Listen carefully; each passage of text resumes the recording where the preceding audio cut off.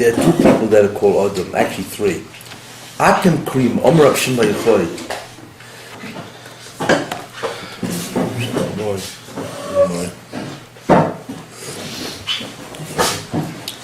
Actually, I really want to say a Purim shit.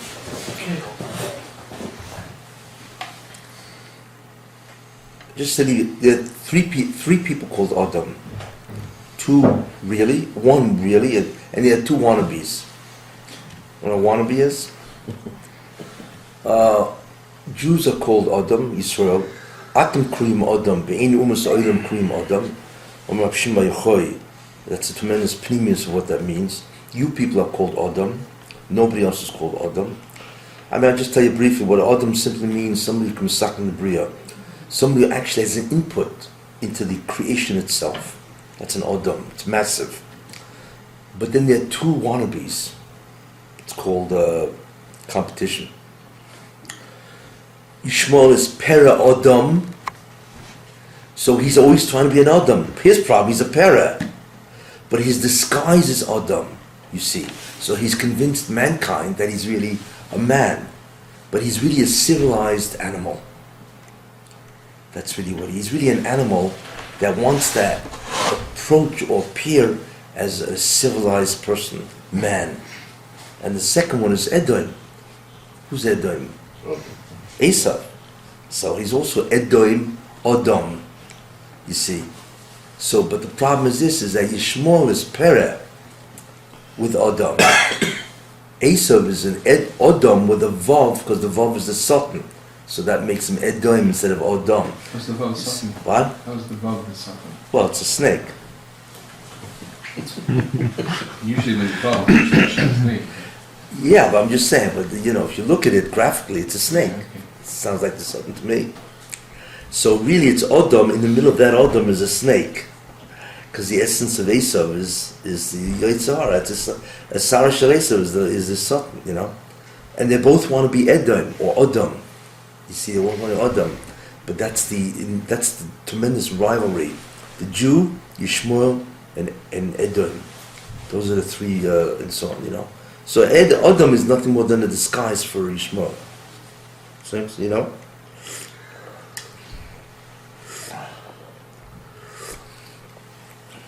Anyway.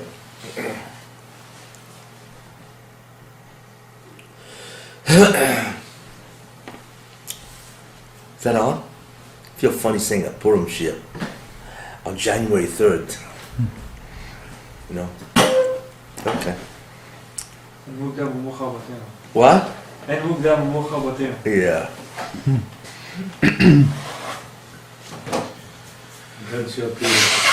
What? I got CLP.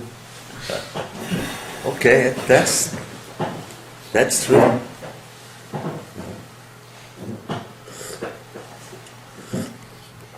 Tell you one thing, the guys who believe that go to any bar, and there it's a Gansio Purim. They're always drinking, right? Okay. Purim is a very, very significant Yom Tov or holiday. And as we will see, you know, so if one begins to think about Purim, I once said, you know, Pneumius will always answer not only what the thing is, its essential idea, but it will answer all the ideas or halachas that emanate from that. You see, and from Purim there are a lot of things that emanate. The question is, can we find its essential idea that will answer all of this? That's always really, obviously, what I try to do. That's really the only way to learn. Everything else is a patch job, as they say. You know, so therefore, it's really trying to understand what is the essential idea, concept of Purim, and let's see how it answers everything. But before we get to the essential idea of Purim, let's ask certain questions. One, the first question is, what is the essential idea of Purim? What is it really? I mean, we know about it, we experience it, we celebrate it, and so on. But what is it really that we're supposed to be doing on Purim? First idea. Second idea. We have certain mitzvahs. The first mitzvah, which obviously is the Megillah. Why do we read the Megillah? You know, certainly because it describes the events of Purim. We know that the events are. But again, why do we read the Megillah? What is that supposed to really tell us? The second thing is, we have certain mitzvahs connected with it. There's what's called Mishloach Manos. Clearly, it's supposed to send two different things, items of food, to a person. It's called Mishloach Manos. Why? I mean, it's nice. You see, especially today, that they have all kinds of services. That you send, they'll send baskets to you, you know. Or you could just send stock it to somebody else. I don't know how you get it. But it's nice and so on. To send some of these Mishloach Manos are magnificent. I mean, it's a whole work of art. You know, it costs a lot of money, but that's what it is, right? So the question is why? What's the point of that? Next idea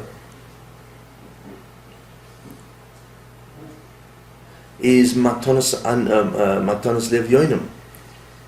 What's the point? I mean, every year is Matanas Lev Yoinim, or every day it's a tzedakah. So why institute it as part of the essential mitzvahs of Purim? That's a question, the third question. Another one we could ask is costumes. Why do we wear costumes on Purim? What is this?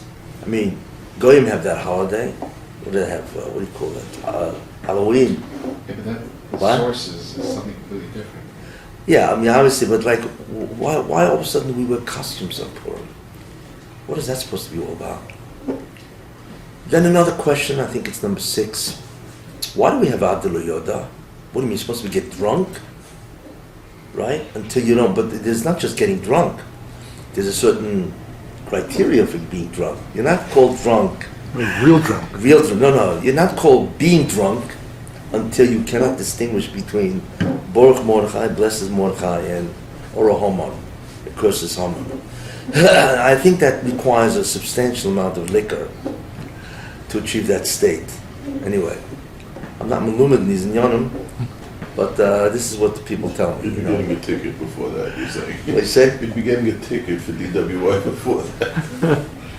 And sometimes, I'll never forget. Once I had to pick my son up at yeshiva. I won't say the name of the yeshiva.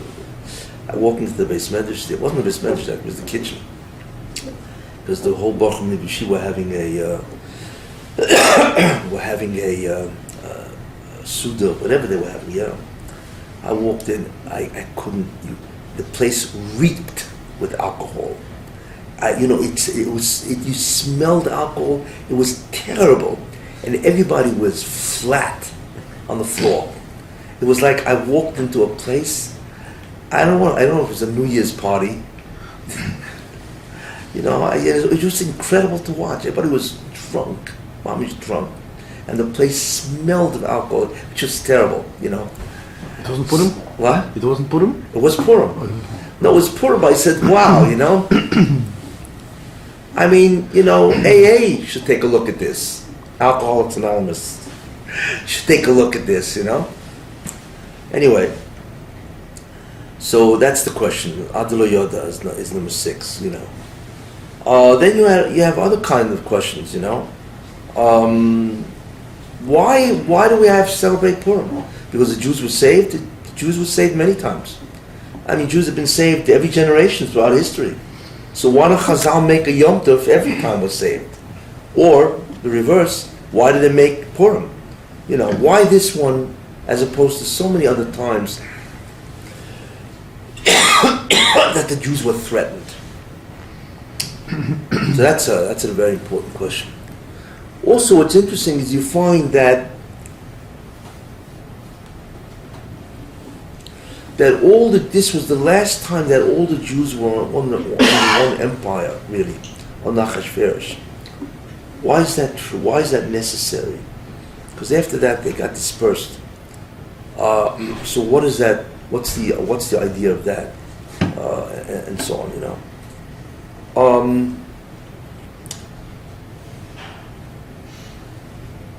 What else was there?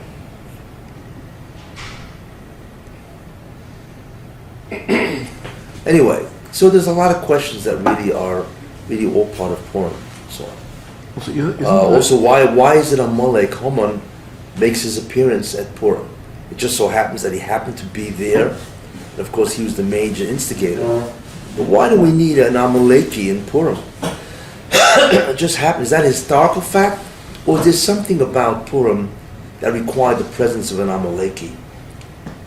Amalek, that's another question. So, So is the statement of Chazal that in far future Purim is going to remain while other Yom Tovim? Yes, that's also, yes. So that's another question. Why is Purim the ultimate? That would tell us that Purim is the ultimate holiday.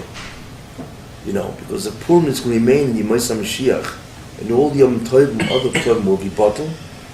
So why is that? What does it mean in terms of the fact that Purim seems to be the essential idea of all Yom Tovim? Then you have Yom Kippur, which is greater, Yom Kippur, Purim. We know that it says Purim is greater because Yom Kippur is a Yom Kippurim, a day like Purim, which is interesting. So why is it that Purim is greater than Yom Kippur? I mean, that's a switch. So we really have to try to understand all of this. How it all is answered really by a grasp of its pneumius. Okay, that's the setup. I think I've asked enough questions that should spur you on, or should certainly, stimulate you to say, hey, what's going on, Takapur, and so on. And then, of course, the essential idea is we have a Sudas Purim, right? There's no Hallel, there's just a Suda. Well, what's the significance of the Suda as opposed to Hallel? Anyway, so there's a lot of ideas of Purim and so on. So really what we have to do is capture the essential idea of Purim. And the essential idea of Purim is what's called Hasaga, enlightenment. It's called Hasaga. I just went from 10 questions, by the way. So, but you'll get them on the rebound when I try to answer all of them. Anyway, so that's the fundamental question. But really, it all starts with a certain idea.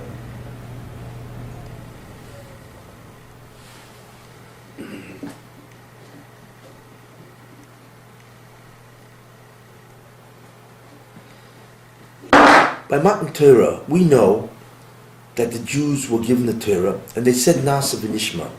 Nasa we will do, v'nishma we will understand. In other words, they had reached a tremendous level of love of God. But what's more important is, not more important, but what's important is that they reach a certain level of hasaga, of understanding, enlightenment. They understood what the meaning of Torah was to a certain whatever, and they said, listen, okay, we don't understand, but we will do it because we know that Torah is paramount. No question about that. And therefore, we will accept it. But then we know also that the Rosh he took the mountain of Har Sinai and put it over their head and said, if you accept the Torah, good. If not, I'll drop the mountain, and obviously you'll all be buried under the mountain. So then the question, of course, is what happened here? It's a contradiction.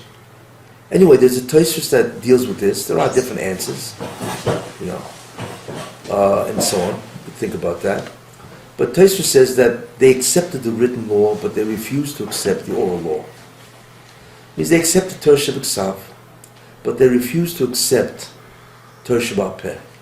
Now, it doesn't mean they didn't accept all of Torah Sheba'al Peh, But what they essentially said is that we reject, basically, a lot of Torah Sheba'al Peh. We don't want it. So Baruch Hashem said, no, I will not accept your refusal, and I will force you, and I threatened you. So the Baruch Hashem threatened them with death, which is interesting. Now, of course, one of the questions is, Goyim could say, well, if you would have threatened us, we also would have accepted it. So hey, why is it they're lucky in the sense that, you finally made a deal with them, and us, you didn't. When you should have threatened us, we would have said yes. For that, there's an answer. The Baruch Hashem says, listen, they really accepted the Torah, They just didn't accept all of it. So therefore, I decided that I would compel them to accept all of it. You guys reject the whole thing initially. You rejected the whole Torah, Torah B'Tzav, so that's the end of it. So I'm not going to compel you. Because I don't compel you to accept the Torah. You need to accept it. But I can compel you to accept all of it. So that's an answer why Goyim cannot go in Taina. Why don't you force us at the end of time?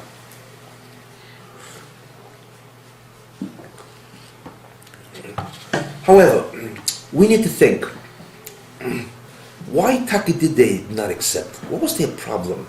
I mean, when you think about it, they're at Har Sinai, they're at Mount Sinai, right? They see all the Nisim and the flows, and so on. And they see what Torah, in terms of the Gilui V'Barashlam, the revelation of God. They see all that. Okay. So why don't they want to accept the totality of Torah? Why reject it? Or at least reject partially? Good question.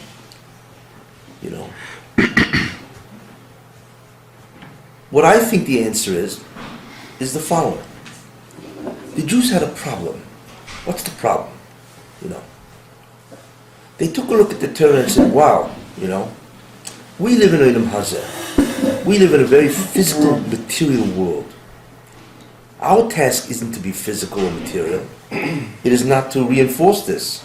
Our task is ultimately to be spiritual. Our task is to develop a path, or to go on a path that will ultimately transform us from a physical entity to a spiritual entity. For that you need Torah. Because the essential idea of Torah is to transform. You take a person, you transform him from a person who can change in a physical world, and he can actually interact with the world physical as a spiritual being. It's almost like schlepping a malach down, who's all spiritual, and forcing him to live in a world of materialism while being a malach. You see? So that's interesting. We do the reverse. We are physical beings, right, that are schlepped up to be spiritual, you see, and to use the physical world in order to become spiritual, whereas the malach is already spiritual, and so on. So that's fabulous. The Torah is the incredible emtsoi, vehicle or instrument to become spiritual. Not only teaches of the importance of spirituality, but it also enables us to be spiritual. Very important idea. However, what the Jews did not understand is, wait a minute, we take a look at the Torah, there's a lot of Torah Shabbat, Baal Peh, and so on, that really are laws that govern how man has to relate with each other, you see. And the question is, what do we need all that for? I can understand we need a lot of the ruchnis of the Torah to get us, the laws of Torah become ruchni. But there's a lot of Torah that tells us about how to live physically. Governments, dinim, judges, courts, you see. Marriage, a lot of this stuff, And what do? They say this, wait a minute, let's take a look at other nations of the world. We're not the only ones here. Let's take a look at it. As I say, let's check it out. We're not the only nation on earth. There are many nations on earth. And most of them are all civilized, which means they have laws, they have kings, they have governments, they have laws. You know what I'm saying? They have rules and regulation. And they seem to be doing just fine. So what do we need all this for? If you're talking about ruchnius, I hear. It's a spiritual instrument. Fine. But why do we seem to have so many halachas that are not spiritual, but they tell us how to live with one another? Like I said, Nezikin and Noshim, and so on. That's what they didn't understand. And there was a lot of laws. you're okay if the Baruch Shem says, okay, I'm giving you, 100 mitzvahs to do, fine. But the Baruch Shem says, I'm giving you 613 commandments. Let's face it, that's overwhelming. But it's not just 613. It's 613 cubed when you're looking at Torah Shabbat Peh, So you're in shock and say, wait a minute, do I really need all of this to become spiritual? No. I probably need a lot of it, but I probably need a lot of it just to survive on this planet, to be civilized. It sounds like they're rejecting part of Torah Shabbat. To a certain extent, maybe, although overall, between Zroim and Kachim and Taras, Kachim and Zroim and Taras all have their source in or whatever, it's not clear. I'm giving the overall kinda, which ones they wanted, which ones. But that, no, they accepted Torah Shabbat, but not Torah Shabbat. That's the Torah. I hear you what you're saying, which is true. Obviously there's a lot of Torah Shabbat that also seem to be related to Ilam Hazeh. Okay, but how many are there? When you add all the mitzvahs of Torah Shabbat Peh, it's no longer a little book, it's like that. So maybe they just said, okay, so in other words, you're replicating, the laws of other countries and so on. Fine. Okay, I can hear that, but wow, it really seems to have gone overboard. Thousands and thousands of halachas. Their concern was basically the overabundance of That's right. halachas pertaining to. Yeah, but now some people, now a person can easily say, well, maybe they're just complaining about the overabundance of mitzvahs, period. No, because there's 630 commandments, which itself would have knocked anybody for a loop. So it's not just how many mitzvahs there were, but there are so many mitzvahs that don't seem to be related to Ruchni. You know what I'm saying? And they took a look at our civilizations, and they said, what do we need all this for? They look fine. You know what I'm saying? They don't have the Torah. They seem to be operating very nicely. So why can't we adapt some of their laws or whatever? We'll just make our own laws. That's what they did. That I feel is what their problem was. In other words, they failed to understand that the Torah is not a book to become physical. It is a book how to become ruchni totally. In order to become spiritual, you need to have all of the mitzvahs plus Torah Shabbat Peh. All of that will make you spiritual. Even though a lot of it seems to be only addressing physical reality.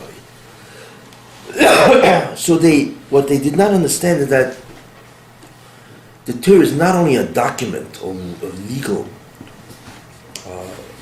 volume to become spiritual, but it's also how to become spiritual requires also learning having laws, how to live here also. That's also ruchnius.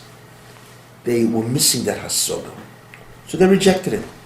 And the Baruch Shem said, no, I'm going to force you. Why? Why do you force people? Because the Baruch Shem understood that at this point in time, this is their mindset.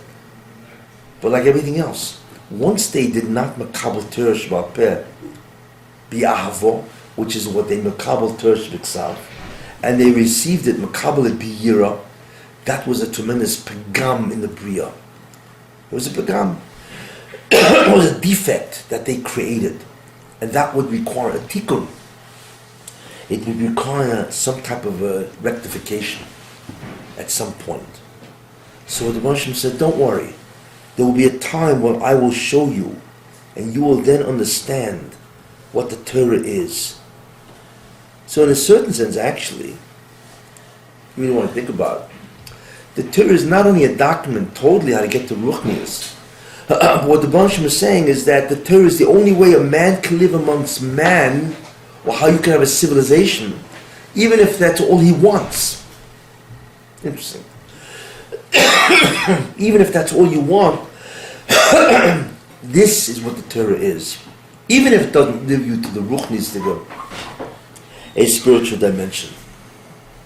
This is how to become, this is how to live amongst each other, how to in other words, to establish a civilization also requires Torah. Even if you think that it doesn't lead ultimately to spirituality.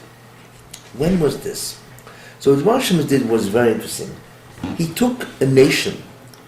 Now we know that the Jews, whatever, Chet Egel and so on, so therefore the Jews had to wander and be subjected to 4 empires. Each empire has its own unusual slant, its own unusual challenge. There are 4 nations that the Jews had to wander through. 4 empires actually. One is Babylon, then there was Babel, then there was Persia, Paras, then there was Greece, which is Yavan, and then there is Rome, which of course is Edom, and so on. Each one has its own uniqueness, its own essential expression of what it believes in, and what it expresses and reveals to the world. The essential idea in many ways of Babel is what's called spirituality. Babel was a very spiritual place. The problem with Babel, it was all Avodah Zarah. In other words, we believe in a spiritual domain. We believe in a spiritual domain. However, there are many gods. There are many paths to spirituality, and so on. There are many deities. So this is the problem with Babel. It's an overemphasis on spirituality, or it's actually a distortion of Ruchnis. The second empire is Persia. Persia is not, it's not a poster card, as they say, it's not a poster for Ruchni. Persia was a very materialistic place. Very materialistic. They were really into Idam Hazeh to a great extent. I mean, Megillah even starts off with this humongous Suda, and so on. So Persia represented in many ways materialism, physicality. Then you have Greece. Greece also was a spiritual place. But the essential idea that we know Greece, which is really what the world knows it as, is not so much the mythologies of Greece. It is the Chochmah of Greece, the wisdom. There were tremendous Chachomim, like the wise men of Athens and so on. Then you have Socrates and Plato and all that, Aristotle. So Greece exhibits a tremendous proclivity toward Chochmah. Rome is different. What Rome did is they took Greece and they spread it throughout the entire world. Yeah, they also added their own stuff, some of their own contributions.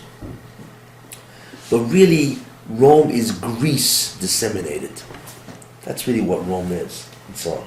In any case, so what the Banshim said is, I'm going to send you, since you think that the Torah is fundamentally a spiritual document, but really it lacks, or it's not necessary to use it as a tool for man to live with man, or even as a spiritual vehicle. I'm going to send you to realize what the Torah is into the nation that represents materialism. Because that's what you think, really, what do I need it for? The other nations have laws, they're okay. So you know what I'm going to do? I'm going to send you to the other nations. Those nations that have their own laws, that are very material, right? They're into Ilam Hazeh. And then we'll see what you think about that.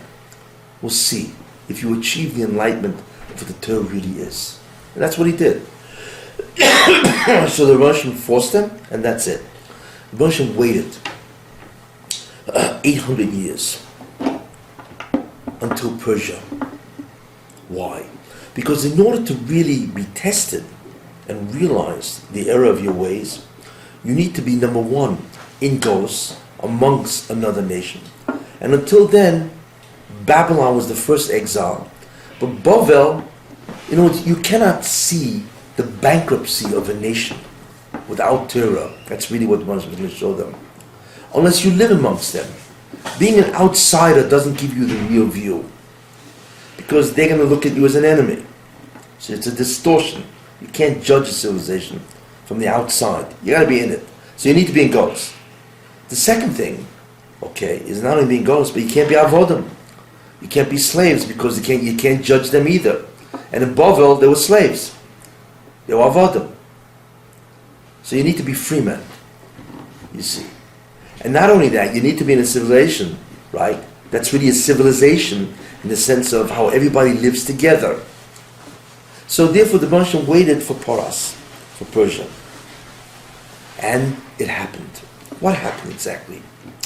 The Jews were there. The Megillah starts off with what? The Megillah starts off with Jews celebrating this massive feast.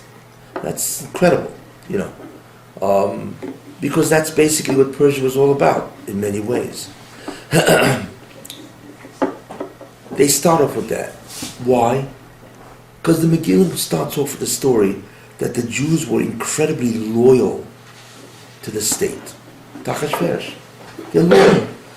There were a massive amount of Jews that joined the Su'udah of Achashverosh.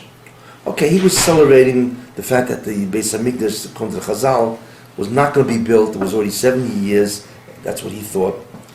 That means the time that Yirmiyahu predicted that the Beis HaMikdash would be built passed. So he celebrated that with whatever and so on, the Kedem of the Beis HaMikdash. But the main idea is that the Jews joined the meal. And I'm sure it was kosher. You know, as long as you have kosher food, you can go anywhere, right? And so on, you know. So the Jews joined the Suda. So that shows that they were loyal citizens of Persia. They were regular Persian citizens. The way Jews are in many ways loyal citizens everywhere. In other words, the Jews fundamentally had assimilated to a great extent. Not like today, but they were part of the empire. They were part of that government. So therefore, the Jews felt part of the empire. You know, we are poor Persians. What happens? All of a sudden there comes a guy, Haman. And Haman doesn't like Jews. Not getting into that whole story. For whatever, because of Mordechai and so on.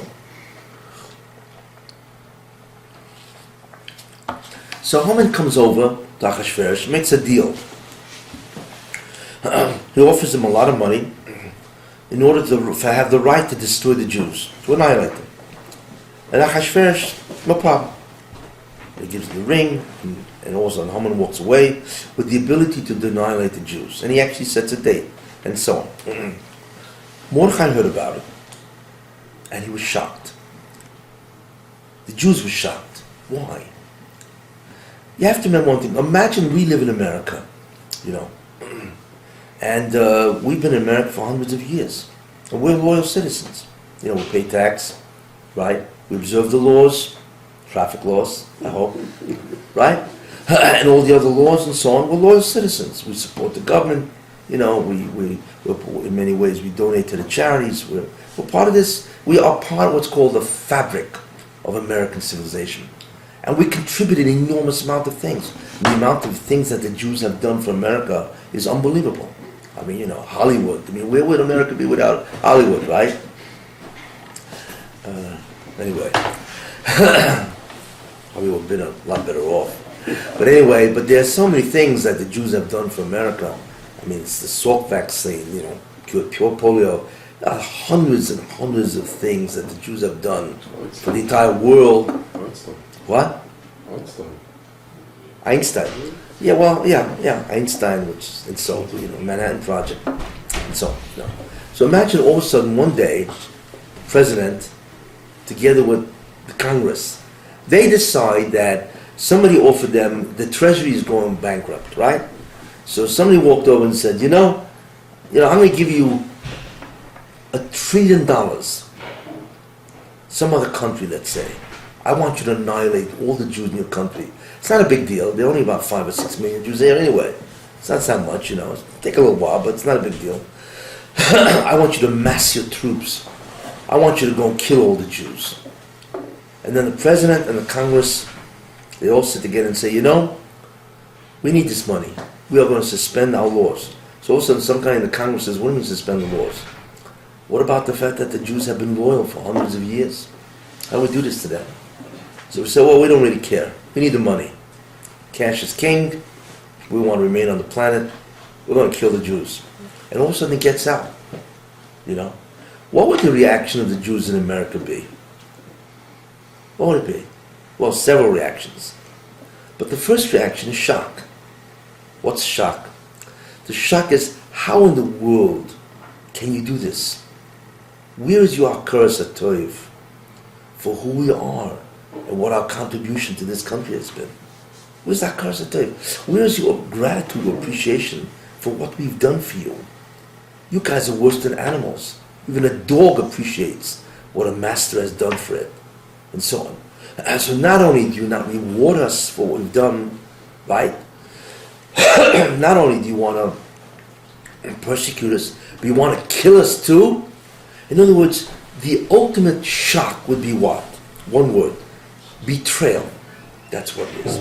The Jews would be shocked initially at the incredible betrayal of America to the Jews. Well, that's exactly what the Jews felt in Persia. Shushan, or Persia. How in the world could Achashverosh have done this, right? Even for money. How do you do this? Now, of course, Haman had to pay a lot of money because the Jews are commercially very important to a country. So by killing all the Jews, you know how much employment, unemployment is going to happen in this country, and so on. So therefore, that's why I said I give you 10,000 talents, which I think, according to today's estimates, is worth over $100 million. But in any case, but the mere fact that this man, to fill his coffers, would destroy a huge, remember all the Jews were in his kingdom, 127 provinces, whatever, they're all there. So he had the ability to wipe out the totality of Jews. But for what reason? Because he wants money? Because some Michigan guy named Haman wants to kill Jews because he's got a personal vendetta against Mordechai or something like that, and so on. How do you do that? In other words, the Jews would react with shock at the unbelievable betrayal of this man, of this civilization, to the Jews.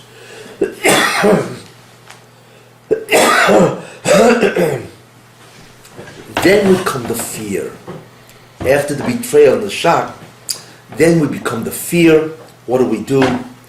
Right? And then, of course, the rage. How could you do this? All those emotions would come. That's what happened in Persia. Because the Jews realized something. Wait a minute. What have happened to the laws of Persia? That's the question. So the Jews realized something. There are three kinds of laws. There are legal laws, there are just laws, and then there are righteous laws. What's the difference? A law is legal because it was made by the proper authorities. That makes it legal because according to whatever their constitution is, the ones that can promulgate laws are whatever body is stated in that constitution. So therefore they have the authority. And therefore it's legal. But wait a minute. What does legality have to do with justice? Do you know how many laws there are on the books, even in America, that are unjust or unjust? It's unbelievable. They're all legal, but what's done in the name of law, right, is ridiculous. In many, not saying everything is unjust. I mean, the classic Pollard. I mean, that's like that. That stands in the face. You have no idea what that's going to do to America. The concept of Pollard, even if he deserved a prison term, I'm not getting into that. But how do you give a guy a prison term? He's 30 years in prison already for something that nobody else ever did, and then everybody's come out and saying whatever he did doesn't deserve this. It's a classic case of unbelievable injustice, and that will someday condemn America. They have no idea what's going to hit them because of that. Because someday they're going to say to the Rebbeinu Shalom, when the Russian finally comes after them, he says, wait a minute, what happened to justice? So of course you're gonna hear a big ha in heaven. Justice? Since when do you practice justice? What do we always practice justice? Well, what happened to Pollard? What happened to Rybashkin? And all the other millions and millions of people that are sitting in prison, because one Michigan justice of the peace, whatever the guy calls himself, decided to give a guy 10 years and the other guy, because he had whatever going on, he gave him only 3 days. Or whatever. This is called justice? Well, come on, give me a break. Anyway, so therefore, justice is a true concept. It's when what you did is what you get, not more and not less. You know what I'm saying? You don't get a punishment which is extraordinary. Why? And so on. So legal simply means that it was authorized by the correct legal bodies. To be just, it means that the law is actually a reciprocity of what you did. Mida kedeged mida. But righteousness is more than that. Because righteousness looks at the fact that you transgressed, you violated the law. That's true. However, it looks at the circumstances, the background, the parents, the environment, the background. It looks for mitigating circumstances, to exercise mercy and so on. That's righteousness.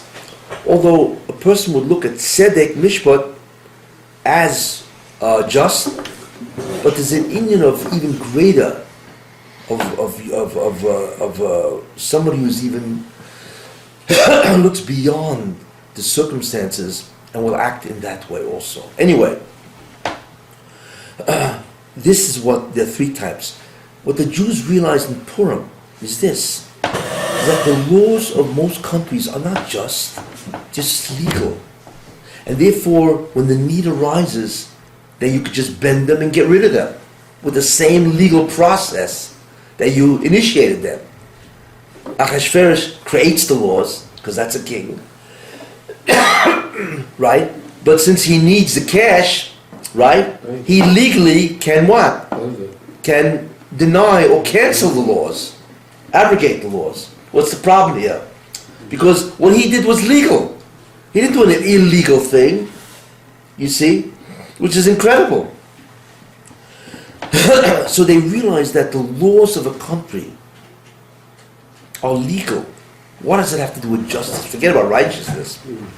And that it could be suspended and overridden by the needs of that country to do whatever it wants. As long as it's legal, as long as it's legal.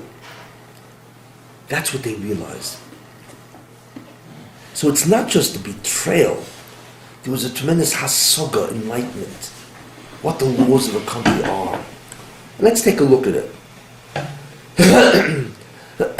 Avram Avinu, right? He goes to Avimelech. And he tells Sarah, you got to say, you're my sister, or else they're going to grab you and take you and all that kind of stuff. So, that's what happens. So Avimelech, of course, that's exactly what happened. They came into the customs, took a look at Sarah and says, wow, what a beautiful girl. You need to go to the king. And of course she became the wife of the king. So then Avimelech, of course the Rebbe said, this is not going to happen, right? And of course he struck down. He closed every single orifice in the body. And believe me, you don't survive very long with that, right? And of course, in less than 24 hours, everybody was dying. And he figured out, Avimelech figured out what's going on here. Comes running back to Avram Avinu and says, excuse me, what are you doing to us? So Avram Avinu says, because I knew you'd kill me. And then grab my wife. So Avimelech says, excuse me, we're legal around here. We don't do any of this kind of stuff. Right? We have laws in this country. We're civilized people. We don't do this kind of stuff in this country. What do you think we are? What do you take us for? And he had a good point, with Avimelech. So Avram Avinu told him something which is the essence of law in all the countries. Tremendous wisdom. He says, excuse me, Avimelech, you're right, you guys are all legal. But what does legality have to do with justice, You needed my wife. I knew that if I would tell you that she's my wife, of course. So, right? So legally, Avimelech can say, hey, I'm the king.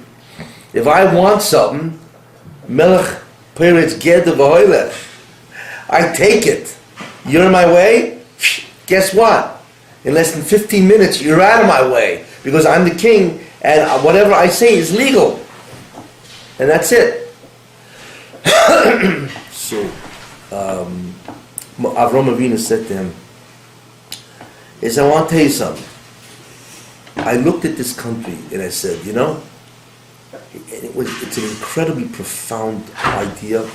In fact, it is so profound that it is the essence of what the true requirement of every politician is. He said, I took a look at this place and I didn't see a drop of years Elokim in this place. There's no fear of God, you see. Now, Avram Avinu was saying, not only is that required, not only is I didn't see any here, but it's really the only requirement you have to look for in a politician. Why? Because we know one thing. Politics will always destroy you.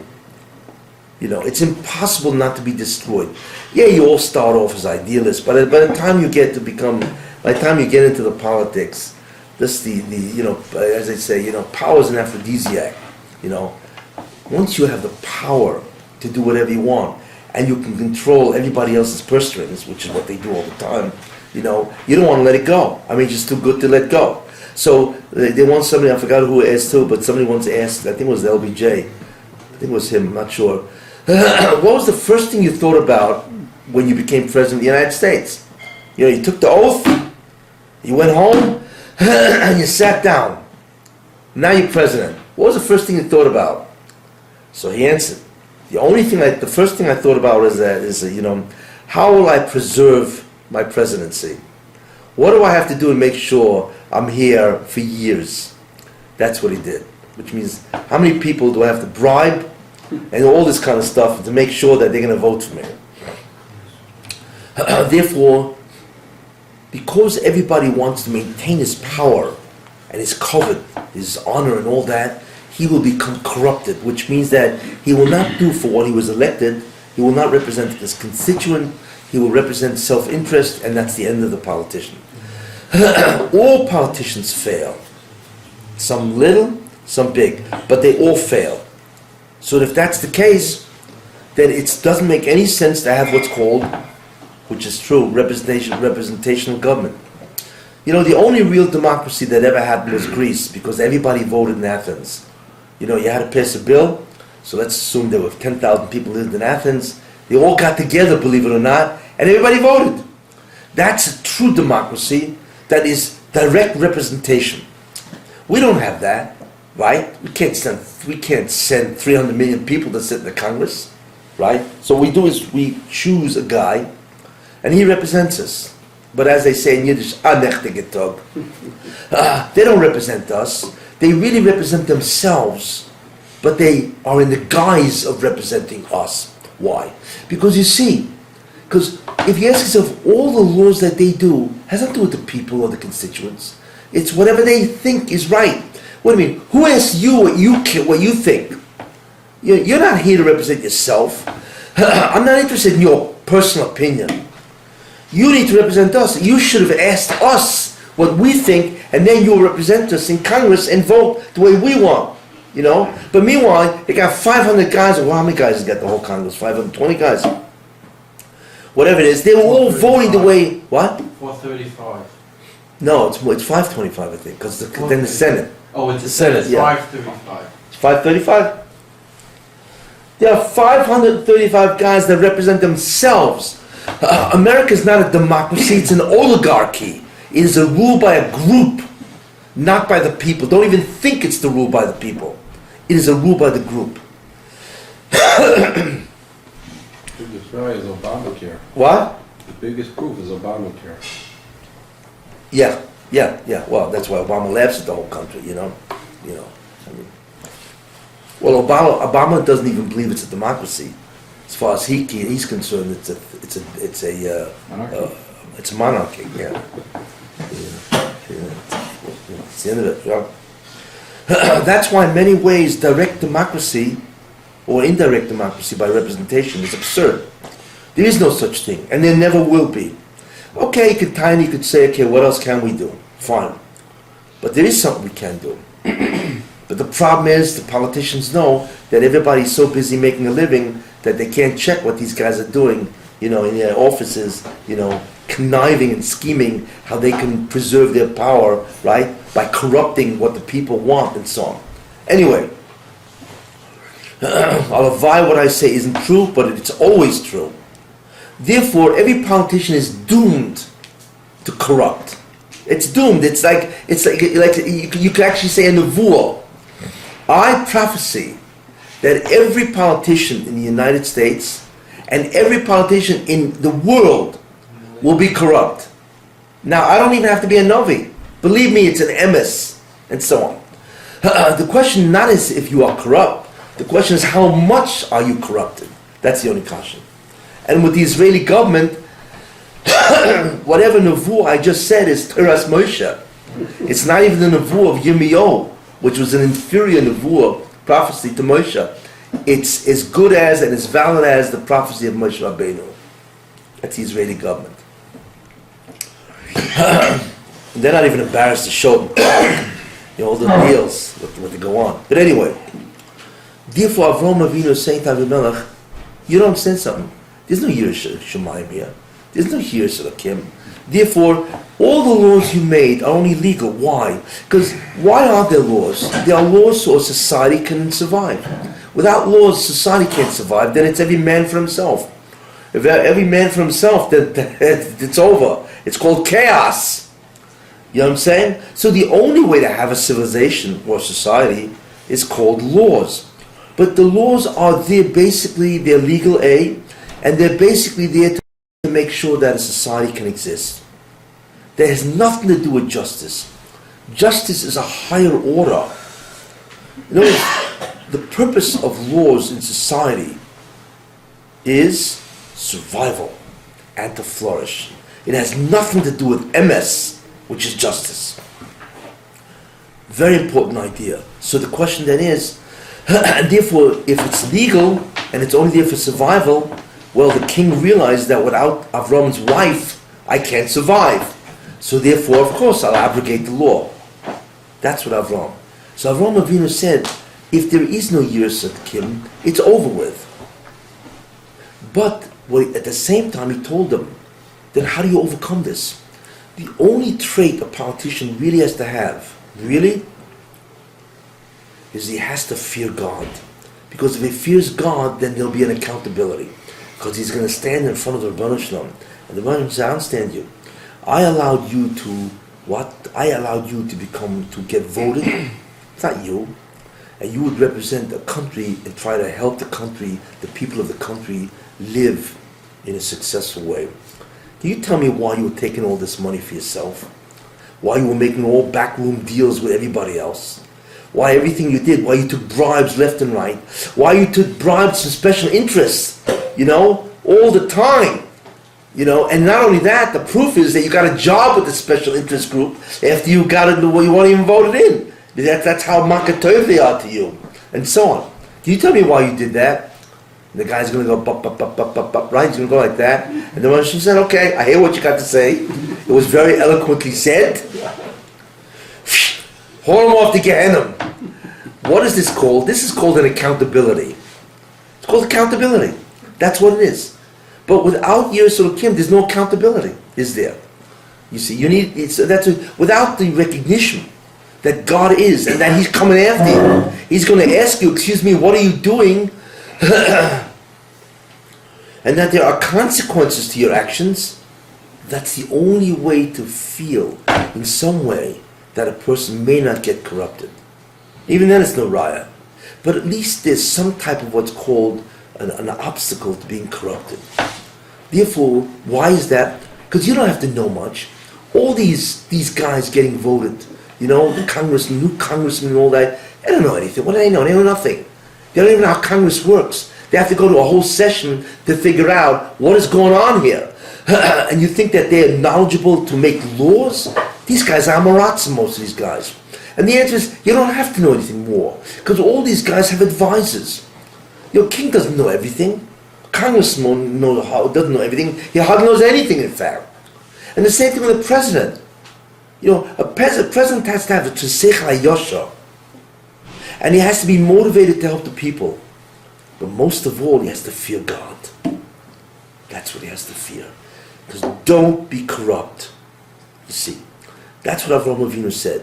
And therefore, which is a murdig Musa Haskel for all politicians or anybody who has an office. In any case, this is what the Jews realized by Purim. And therefore, as a result of that, they realized that there is nothing else but us. There is nothing else but the Torah. That the Torah is not just a document on how to become Ruchni. Without Torah, you're not even civilized. You see. But the truth is, even if you're not civilized, you're also not Ruchni. The truth is that the Torah is a document how to achieve incredible status of Ruchnius, spirituality. Part of the spirituality is to know how to deal with people. So really the Torah is a complete spiritual document. You see. But not only that, it's the only document that is not just legal, it is just. And it's not just, it is righteous. And that's why it says, La Yehudim Hoysa V'simcha. Of course the joy is incredible, right? But what's this Ura? What happened? They got a new brand, of fluorescent lights that they ordered and it just was shipped that day? No. Ura means enlightenment. They were massing something. They realized the concept of a civilization, the problem with civilizations, the problem with the origin of the laws. And they realized, therefore, what the Torah really is. That the Torah is the only way to Ruchnius, spirituality, and it's the only way even that a person lives amongst men, civilization. And therefore, Kimo v'Kiblu. Because they had that realization, they now accepted Kimo v'Kiblu. They now fulfilled and accepted and fulfilled that which they received a long time ago, 800 years ago, which is Kabbalas Torah. Therefore, they rectified the pagam, the defect in creation that they did when they rejected the oral law and they had to be compelled. In other words, they accepted the totality of Torah, bi'avo. It's hasaga. It's called cognizance, consciousness. They understood for the first time what the Moshe was giving them 800 years before. This is what they understood. Very important idea.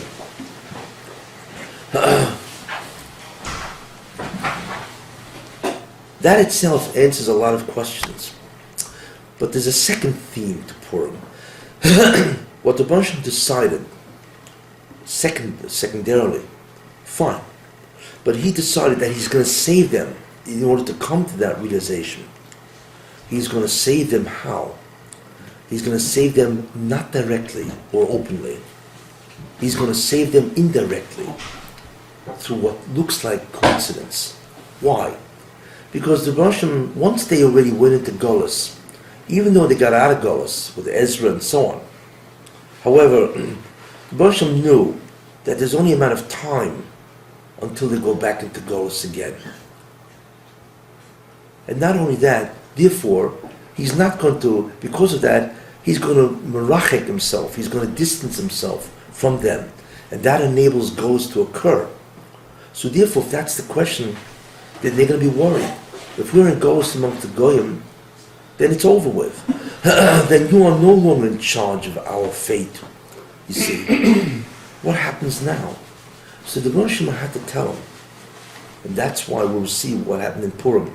No, I'm going to show you that no matter where you go, it's true that I now distance myself from you in the sense that it's no longer obvious that I'm in charge of creation. But I want you to know I'm still in charge, except I'm now working behind the scenes. It's no longer openly. So Purim was a very important beginning of how to live in Golus. You need to understand, part of the Enlightenment is not just, one, what the nations of the world really is, what their laws are, what our laws are, Torah and so on. You need to understand that my hanhoga, the way I relate to you, is now going to be different. I'm now going to work behind the scenes and not directly. And that's what a Golus is, where the Moshe works behind the scenes. So therefore the Moshe decided that what he would do is save them without any reference whatsoever to a miracle. Not an apparent miracle, anyway. That's obviously one of the reasons why there's no name of God in the entire Megillah. Because the Megillah is a story of salvation without any indication that it's from the Rebbeinu Shalom directly. Then how does the Moshe save them? It's called the miracle of coincidence. What is a coincidence? What does a coincidence mean? What does it mean to be a miracle?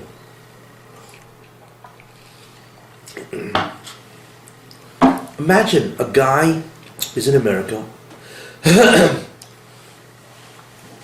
and he's a CEO of a company. Big company. And this company is about to make $100 million deal with another company in France. Okay. So he goes to the meeting. Now that meeting that he's going to have in France, okay, there's going to be several other companies all vying for the deal. The deal's worth $100 million. Okay. So of course he goes, CEO, grabs a plane to Paris, and gets off in Paris, and checks his wallet and all that stuff. He can't find the place the meeting is at. He lost it. He lost the name of the company, the address. He lost all the contact information. So he has no idea now where to go. And the meeting, and he just arrived in Paris at 7 a.m., and the meeting is called for 12 o'clock. And there's going to be a whole bunch of companies there, all vying for the same deal. And if he's not there, it's over with. Because they'll select then, and that's it. He had his chance, too bad. Could you imagine this guy's going crazy? He's panicking, right? He's panicking. So what does he do? He calls the United States to his company to speak to the secretary, right? But then he remembers that it's a major holiday in the United States. They're all gone, you see. So he doesn't know what to do. He can't contact his company because they're all gone. It's a major holiday, and so on, right? American holiday, that is. And he's in France, and he's got 5 hours to figure out what to do. And he doesn't know what to do. Incredible. All of a sudden, he looks up and says, this is beyond human effort. And he's mispelled. He says, Rebbeinu Shalom, listen, I know it's all from you. Somehow you have to pull off a nest that I will find out where I have to go and all this. You got to bail me out. And so on, because only you can do it. So he's mispelled, and then he's walking around the airport there, has no idea what to do. Sits down, he pulls out his phone, he's about to call his wife, and about closer. Can't believe what's happening to him, And all of a sudden, some other guy sits down right next to him, and he pulls out his cell phone, right? And so on, And, he's dialing his wife, and as he's dialing, he's hearing the other guy talk, because the other guy's talking loud, And so on, the guy's saying, I have to go to meet a certain company, and he names the company, and then so on and so forth. And what time was the meeting called for again? And all of a sudden he's stunned, because that guy reminded him exactly where he has to go and who he has to see, which is unbelievable, you see. And he looks at the guy and he can't believe what he just heard, you see. Now, that's a mess. Why? Because what is a coincidence? Every event is in part of a causal chain. Cause, effect, cause, effect, cause, effect, right? And then there's another causal chain. Cause, effect, right? And they're two different chains. They're two different causal chains. But what happens if the causal chains intersect at a certain point. It just happens to be that way. Coincidence, right? And what happens if not only do they intersect, but they intersect at a point exactly in time and place when somebody at one causal chain is in desperate need of the second causal chain for information or whatever it is, right? What is that called? That's called coincidence. Because that's all it is. There are two points in a causal chain that intersected, but not just intersected, at the exact time and place that one needs the other. What do we call that? We call that a coincidence. But wow, what a coincidence. Really? It's a ness. It's a miracle. You see. Because in the world there are always things going on. And the truth is, the Masham could do anything. I mean, I'm sure everybody in this room, it's happened to in their life. Well, all of a sudden you needed something, and bam, there it was. How did it come here? Because there was a causal chain that caused that intersection when you needed it. It happens all the time. And so on. So that's the concept of a miraculous coincidence. Now, what's the probability that these two causal chains would intersect at that exact moment? I don't know, 1 in 100 billion? Because remember, the causal chains are completely separate. You see, I'm sure they can calculate the probabilities, but whatever they are, they're awesome. So what the Moshe did is he's now going to calculate, or he's now going to have causal chains, or things that happen that have no probability. They're like, how could this possibly have happened at all? So what the Moshe does in Purim is he's going to create a series of events that could never happen. Each event in and of itself could never happen, and they certainly could not happen at this point. But the problem is that after a while, what happens if, imagine that there are 14, that in one day there are 13 causal events that happen to you. Each one was totally improbable. What would you say at the end? At the end of the day, you'd say, God, there's nothing I could say. I mean, what you have done to me today is so beyond belief that it's just incredible. And so on, you know? So the Moshe does that. So that's how the Moshe shows you that he's in charge. And that's what he did to Klal Yisrael on Purim. How? Okay. Achashverosh is having this massive dinner. Right? A massive dinner. And the Jews are sinning. Whatever. They're assimilating and so on. Okay.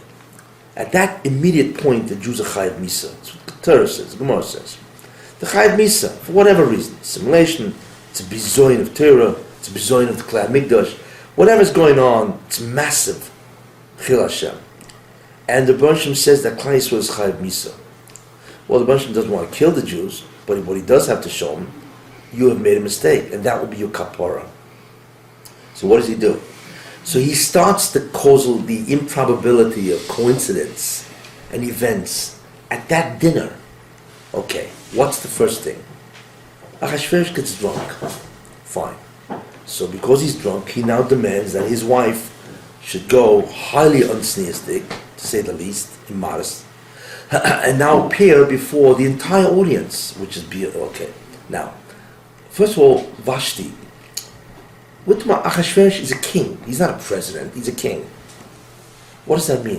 It means he can kill you. If he decides that your life is over, it's over. All he has to do is take his ring and put the stamp in it. You're gone. There is no jury. He doesn't need a jury. He doesn't need he doesn't need a judge. He doesn't need anything. He just kills you, and that's the end of it. Basically, that's a king. Why would Vashti refuse to do what Achashverosh? Even though she was of royal stature, because she was a granddaughter of Nebuchadnezzar, and he was really a common soldier that became the king. Yeah, but still, he's the king. Don't fool around with this guy.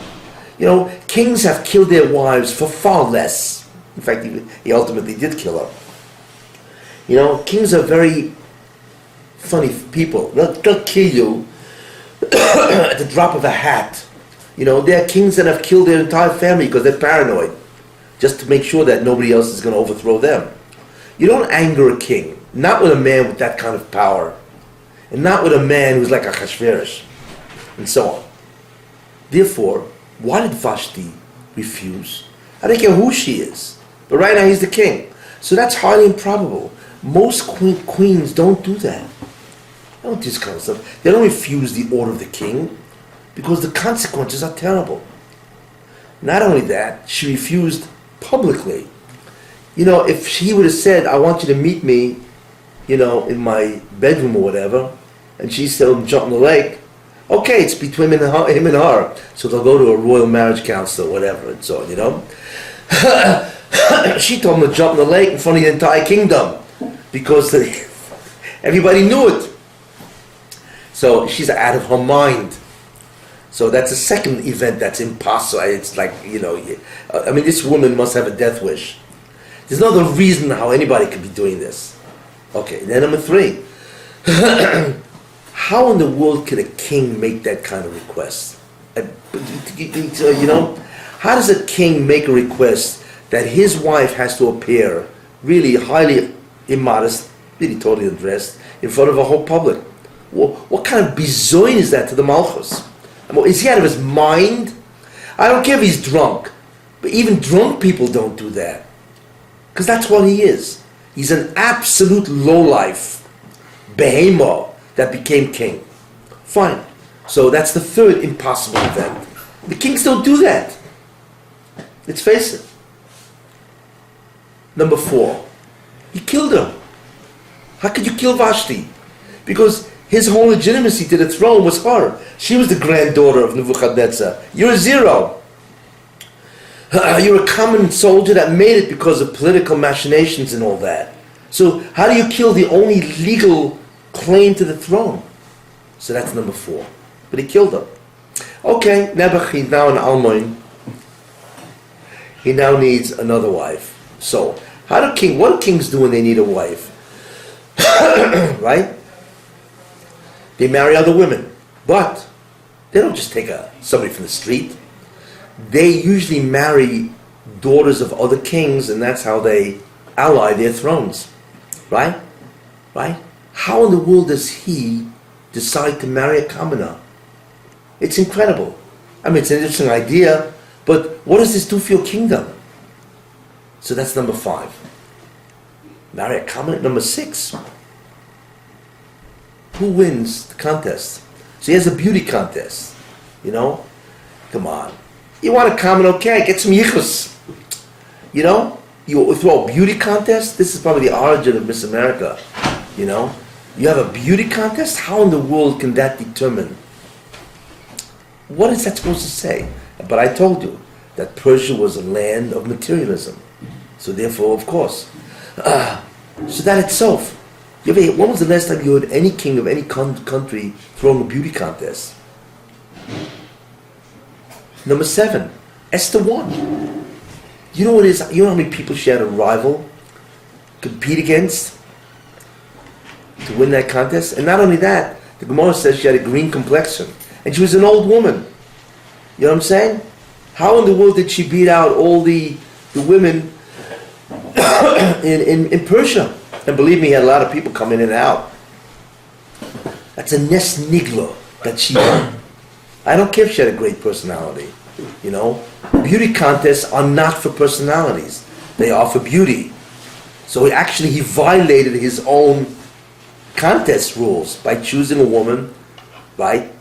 That she had tremendous chain, but so what? Fine. Okay. So he marries her. Next, which is number 8, I think, Mordechai. Mordechai actually hears 2 people plotting to overthrow the king. Wow. What a coincidence. That he was at the right time, at the right place, right, when a plot was being discovered to kill the king. That's the miraculous coincidence. It's unbelievable. And he understood the language because he's one of the Sanhedrin. What a coincidence that he overheard them.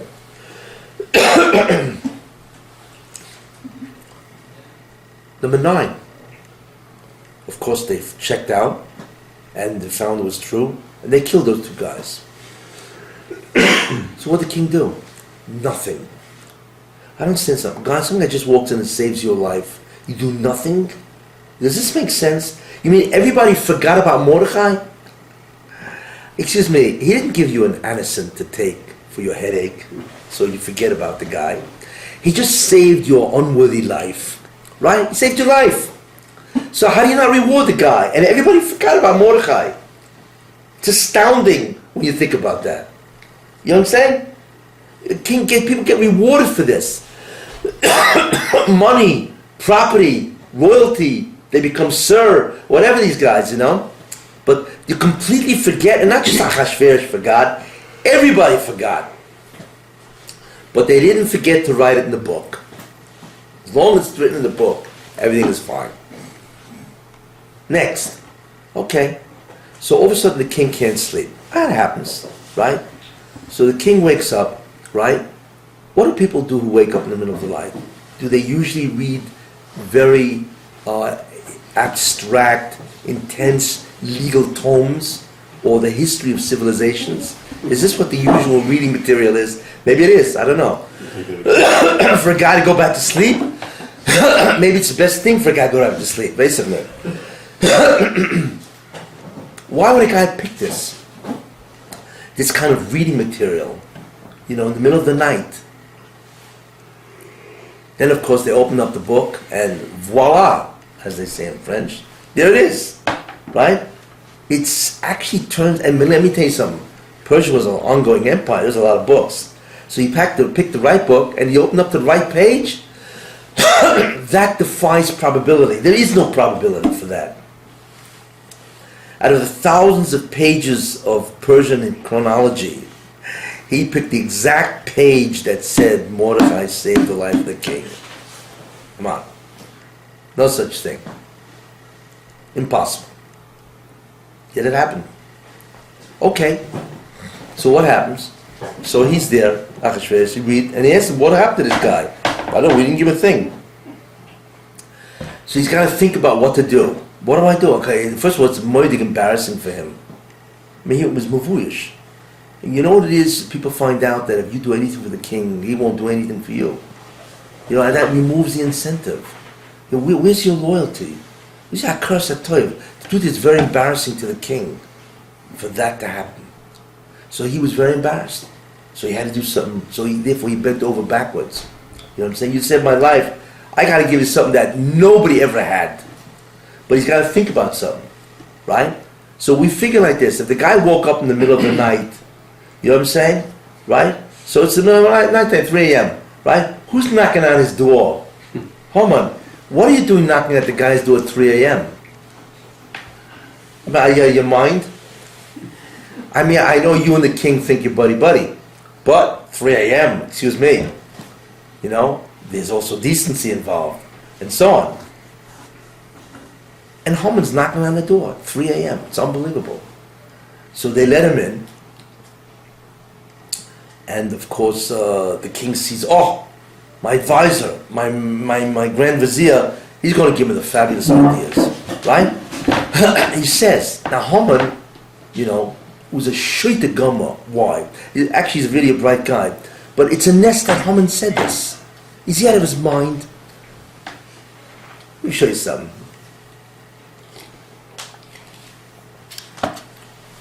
Imagine somebody working, he's a grand vizier for Roman emperor, The last thing you would do is advise the king that you want to take over his throne. You wouldn't do that, obvious reasons, because the guy's going to say, you want to take over my throne? That's very nice. Not in this world, in Yeneveld. So think about this. So he says, okay, what should I reward this guy? So Haman says to himself, who else is going to reward with me? It's me. Ich bin. So what does he tell him? Haman should have said, listen, even if I think that it can only be me, I cannot give him advice which will clearly indicate that I want to kill him and take over his throne. This is what you should have thought about. Because the first thing kings become is paranoid when you're saying things that sound like you want to take over. And the most likely person to take over is the Grand Vizier. Right? So what does Haman do? He violates common sense. He says, here's what you do. You take the guy, put him on a horse, your horse, right? Not only put him on a horse, which is bad enough, because the royal horse is the royal horse. That means the only one who rides the royal horse is the king, so obviously it's already a statement that will be Zan the king. Not only that, you got to put the crown on the guy's head. Excuse me, the crown? Not only that, you got to put all the garments of the king, Hey, Haman, what about happened to your brains? You out of your mind? You're actually telling the guy, it's only a matter of time until I exterminate you and your family, and I'll take over. Like I'm saying, even if he felt that he was royal for that, which he obviously did, you can't tell that to a king. Yet he does.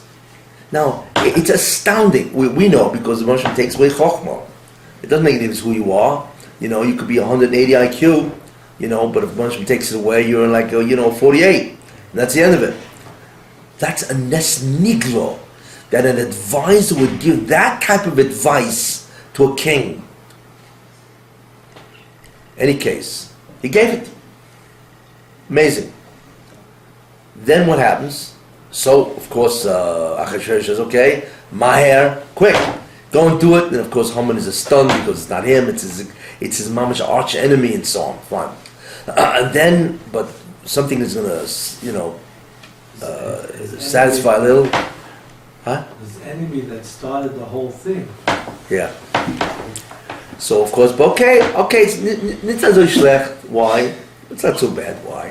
Because tomorrow I got this meeting with Esther. It's unbelievable. I got this private meeting between the king, me, and Esther. Wow. I mean, you can't have a greater expression of honor and recognition and all this kind of stuff. I mean, this is the tops. Fine. First, the night goes fabulous. Fabulous. Haman is feeling fabulous. Comes home, he starts to brag, the Zeresh Ishtoi, about, I am it. The next day, however, so he goes the next day,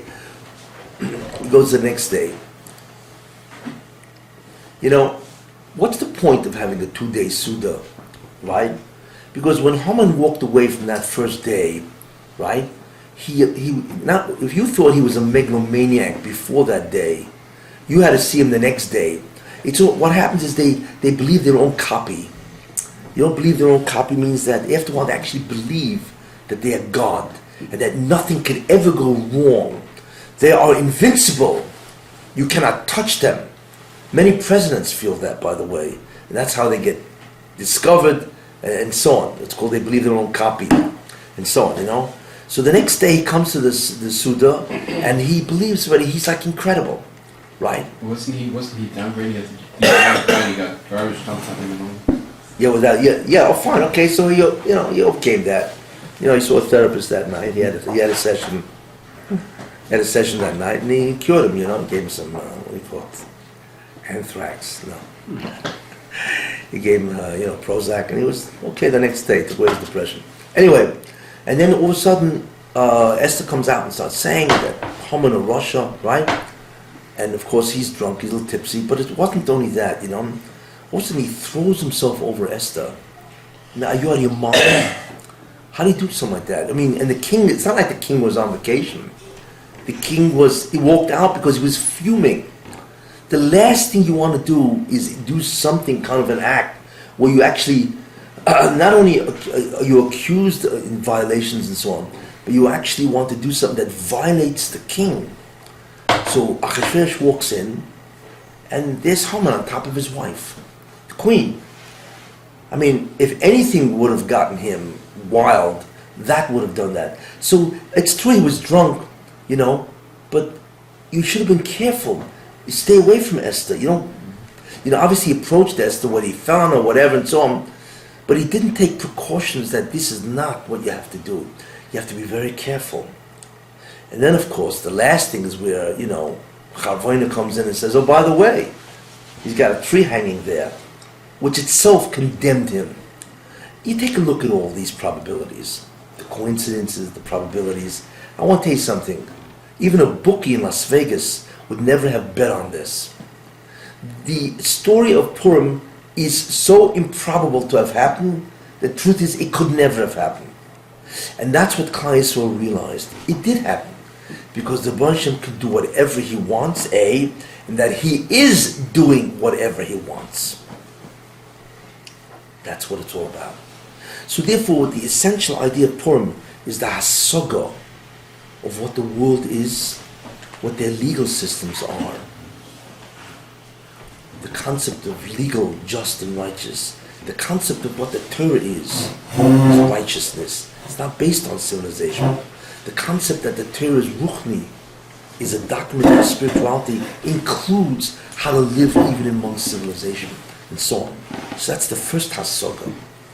And then there was the concept that if that's the case, we have nobody but ourselves. We have to rely on ourselves. Forget about everybody else. There is no Yeshua. You cannot rely on anybody else. And the second thing is that the whole Yeshua only took place through concealed miracle. Because you have to realize now that this will be from now on a Golus. I will be behind the scenes. So Purim has this duality. And now we understand all the mitzvahs of Purim, what it's all about. What is the essence of Purim? Well, I just told you. It is the reacceptance of the Torah with love. Why? Because they actually had the hasaga of what Torah is. So therefore they were makabel Torah bi'avo, truly, and they removed the pagam, the defect in creation. That is why Chazal made it a holiday.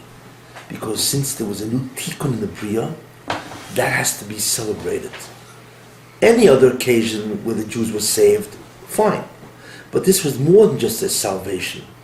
This was where the Jews understood something and they actually reaccepted the Torah bi'avo, and that was an incredible tikkun of the Bria. Very important idea. That's why Chazal made it into a holiday. Next, why is there Mishloach Manos? Because if we can't rely on anybody else, because they're all treacherous in that sense, right? We can only rely on ourselves. If that's the case, we have to increase Avos Yisrael. And the way to increase Avos Yisrael is through Achdus. And the way to increase Achdus is gifts. When each person gives each other person a gift, that increases what? Achdus.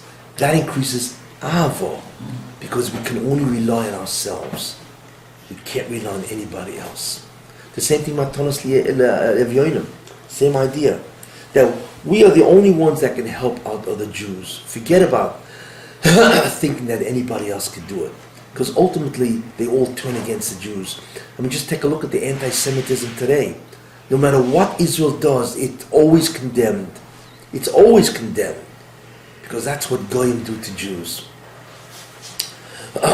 So that's answered. And that's why we read the Megillah, because we have to understand that's what the Megillah is telling us. You're on your own. Forget about them. And so on, which everything I've said. There are no laws that are righteous. Alavai, they should be just, and so on. And therefore you have to rely on yourselves and on the Baruch Shalom, and the Torah ultimately is the only path toward Ruchnius. So that's the concept of Megillah. We have the concept now also of costumes. Because the costume, what we're really saying is we know that just like in a costume, we know it's a costume, but we know you're really there. You see. So the same idea. The Baruch Shalom's Teva is a costume. Coincidence is a costume that the Baruch Shalom uses. So we give recognition that the Baruch Shalom is behind all events. Whether it's direct, open, or covert, hidden. And that's why we also understand the concept of why Purim is greater than Yom Kippur, because the tshuva on Yom Kippur is through Yira, whereas the repentance on Purim is through Avo. Therefore Purim is actually greater. And also in the days of the Mashiach, Purim, why? Because Purim, it's not just the salvation of Persia. The Jews had received the ultimate enlightenment of what the Torah really is and the total acceptance. That ultimately, who is the one who brings the ultimate enlightenment? Mashiach. Mashiach time is really a time of ultimate enlightenment, and that enlightenment, the me'ain of that enlightenment, is really what happened on Purim. So in that sense, it's the only Yom Tov that we have after the Mashiach comes. Why Adil Yoda? Because the Gematria, by the way, of Baruch Mordechai and Ora Homa is equal to each other. Because what the Jews realized is that Haman really couldn't destroy the Jews. He himself is a pawn in the hands of God. In other words, to God, to us, there's a concept called Mordechai, who's the hero, and there's a villain called Haman. To us, they appear that way, and they look like they're in charge. But the truth is, to God, they're all pawns of His divine plan, His divine agenda. So to God, it's the same gematria. Baruch Mordechai and Ora Homa, to him, to Rebbeinu Shalom, is the exact same individuals. They all do the will of God. Except if you do the will of God because you want to do the will of God, you're rewarded. If you do the will of God because you are compelled to do the will of God, then of course you are punished and you are Ora. But in the end, you both have to do the will of God. You both have to do the will of God. And therefore the gematrias of both are the same. And also we now understand why Purim is called Pur, after the lottery. Why would a holiday be named after a lottery? And the answer is because it looks to us like life is a lottery. Right? Life is like Purim, you know. It's a lottery, it's chance. But in Purim we realize that there was no chance. That there is no such thing as chance. Chance is nothing more than the vehicle that God uses to manipulate the world and remain hidden. That's what it is. So therefore, the name of the holiday is Purim, almost facetiously, you know, in its opposite way, and so on. Purim? Lots? What lots? The Rosh uses chance, probabilities, or coincidence to do his job and yet remain concealed. Therefore, I think I covered all the ideas. Who? I did. Yeah. Future? Who? In future?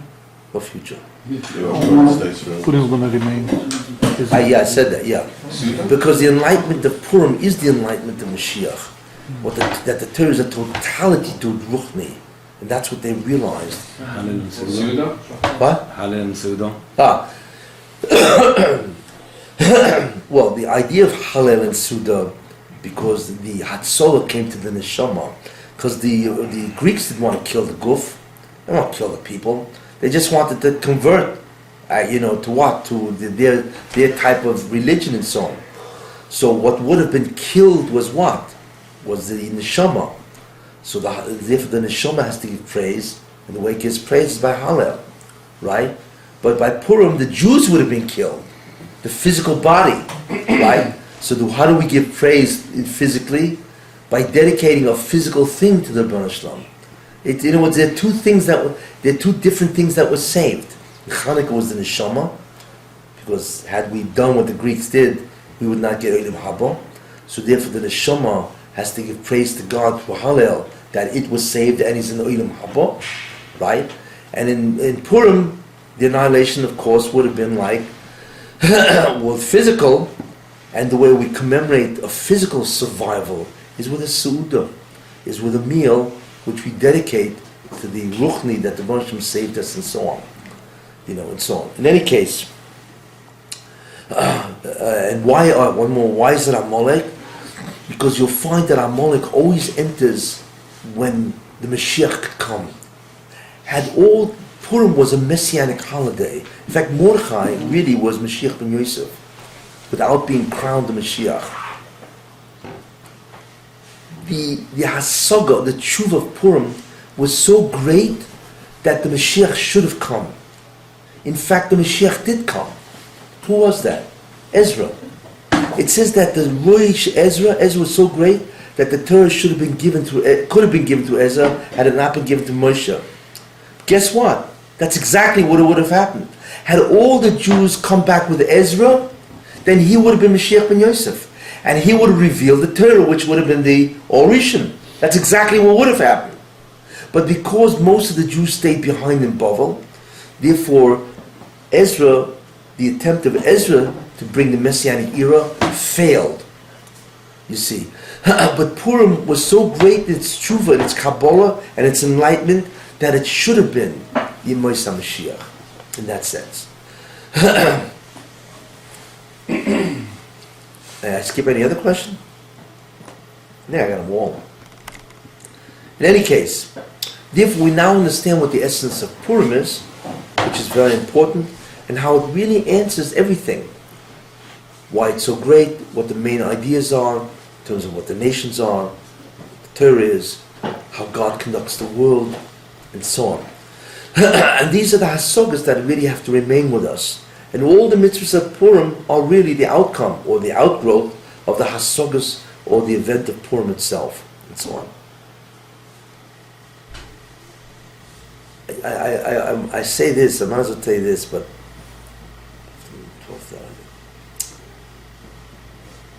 there's a remez in Purim that is the greatest proof that the Torah is min hashemayim. I once said this. It was given by Rav Michael Ber Weiss Mendel. I think I once said this, but since we talked about Purim, I might as well say it in.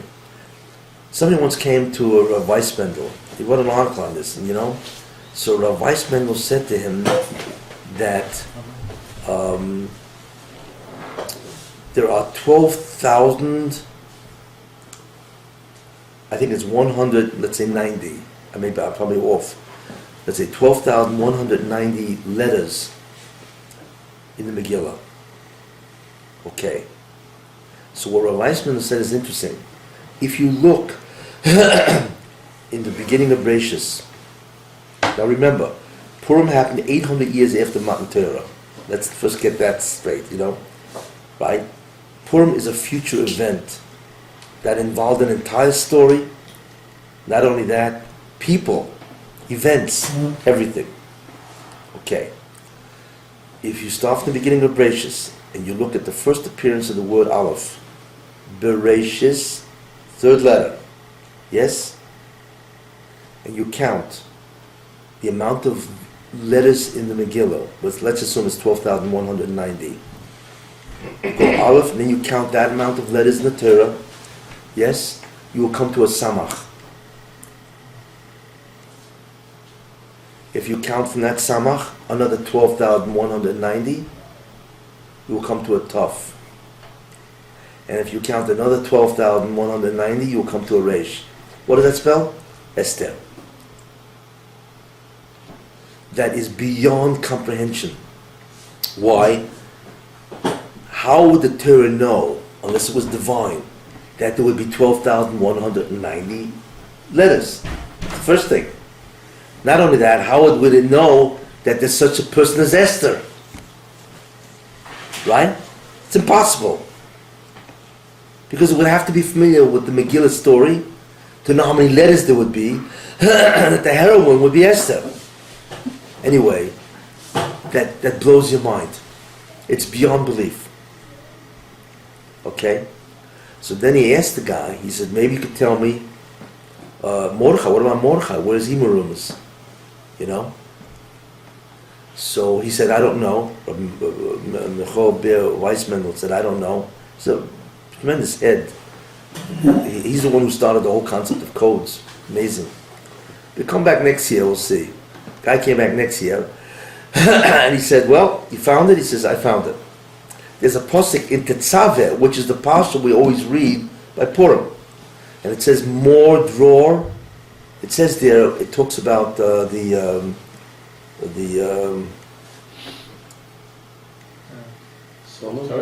Ketores, I think, yeah. Anyway, so if you start, it's funny that the Chazal tells that Mordechai minater minayin. How do we know Mordechai is Merumas?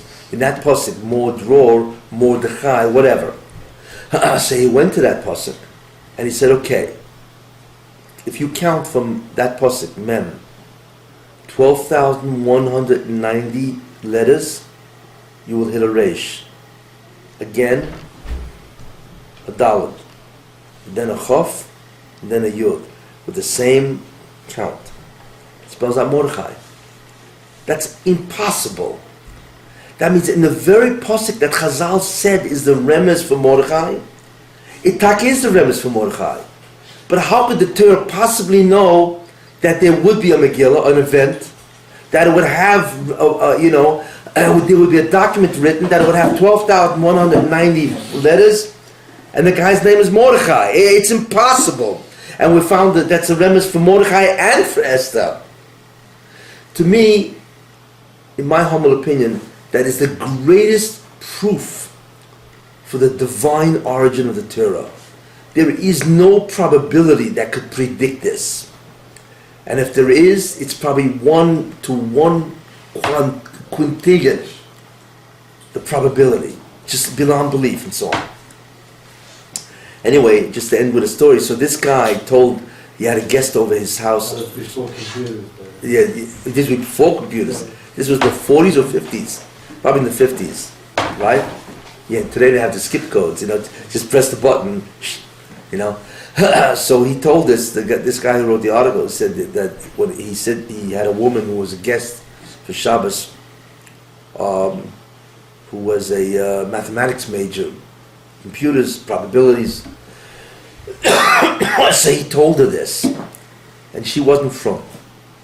So he told her over this, these two things and so on, and she went. So he said, "Fine." She said, "Good night." Had a guest over for Shabbos. She went into a room, and the next morning he saw that she was very tired. So she told him that she stood up the whole night calculating the probabilities for this, and there's no probabilities. I mean, or whatever it is, it's like it's inconceivable. It was just like stunning. Then a couple of years later, he said he didn't see her again. But a couple of years later, he was at a wedding, and some woman approached him and said to him, "Do you remember me?" He said, "No." She says, I'm the woman that you told Mordechai, the Esther, Megillah, you told to, and I want to tell you something. That was so astounding that I became from. I married a Kol young man, and he sits around in Kol. And I'm from, and she was wearing a sheitel. I was just astounding. What's the problem with women, That's, Anyway. So one thing I have to say about this woman, whoever she is she's an Isha MS. I mean, most people, they say, you tell them a fact, they say, "Excuse me, don't confuse me with the facts. I don't care what it's a fact, just don't confuse me, or don't contradict me with the facts," and so on, So at least she was an MS, But what do we see? So anyway, that's as far as I'm concerned, that's the greatest proof I've ever seen for the authenticity of the Torah. In any case, this is what Purim is about. It's worth to think about that. So we've gone through a lot of ideas, and in essence, you now understand certain ideas, many things, and so on, which are very critical to understand. So when Purim does come, which is not now, I mean, it's January 3rd. You have this year, and by all means. Think about these ideas and say it over. Let me tell you, I might as well tell you one more thing, since I'm talking about Purim. It says, Ki Yod al Keis Ko, by Amalek. What does it say? By Amalek, what does it say? Because, right? It says, Ki Yod, the hand of Amalek, right? Al Keis Ko is on the throne of God. If you'll notice, right, that Ki Yod al Keis Ko, al case call al case, that it really means the hand of his hand of Amalek is again on the throne of God. So you notice that it says case, Rish Kisei, the throne of God, so the aleph is missing. By Ka, it's Yud K, but it should be Vav K. So Vav and He are missing. Right? So what's missing? We have aleph, He and Vav. Those are missing, and when Mocha Emcher, when the Gul will come, these 3 letters will be stored. So it's interesting that on Purim, the Jews thought they would die, And on the contrary, it was v'nahapechu. What was overturned? The who? The Hey Vav Aleph. That was the Hey Vav Aleph that's missing by Amalek, by the pasuk by Amalek and so on. And that's really what happens. Because the incredible thing about Purim is not just that they were saved. That's what looks obvious. But the real incredible story about Purim is the unbelievable Hakaras HaToiv that Klal Yisrael has to have to God, that He enlightened them on a terrible mistake that they had made. On a terrible mistake that they had made for hundreds of years, and that He allowed them, in order to overcome that mistake, that they were able to bring a tremendous tikkun to the Bria. We now, Klal Yisrael accepted the Torah totally out of love and out of achdus. That's the real, very important idea, that the Jews have to be makat toiv to Rebbeinu Shalom. That He just doesn't say, hey, you guys get lost, or too bad you made a mistake. So it's not just the hatzolah that the Rebbeinu Shalom did for us, that He corrected our ways, that He went out of His way, in a certain sense, to correct the ways, and that's what happened.